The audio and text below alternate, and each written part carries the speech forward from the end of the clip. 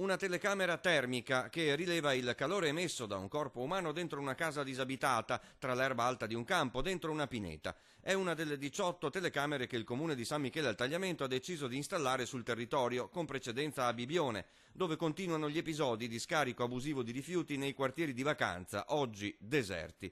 La telecamera termica invece la scorsa estate è servita a individuare un ricercato che si era nascosto in un campo della frazione di Bevazzana. Interessante perché controllano delle volte se qualche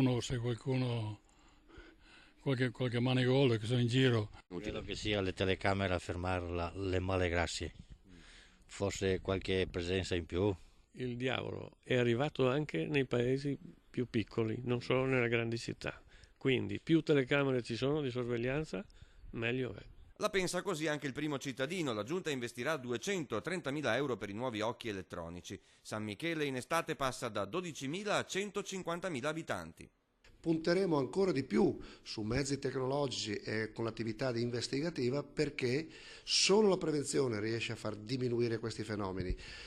Ed è appunto quello che stiamo facendo, investendo importanti risorse. La videosorveglianza è sempre molto richiesta dai cittadini del veneziano. 30 telecamere sono in arrivo a Jesolo. Implementeranno la videosorveglianza anche Dolo, Caorle, Martellago, Spinea, Salzano, Santa Maria di Sala, Noventa di Piave e Pianiga.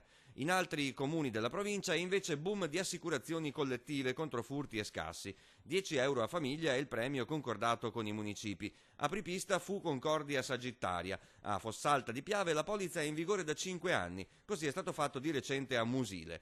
Pramaggiore, Jesolo, Quarto d'Altino, Caorle, Pianiga e Cavallino Treporti stanno valutando se sottoscriverne una.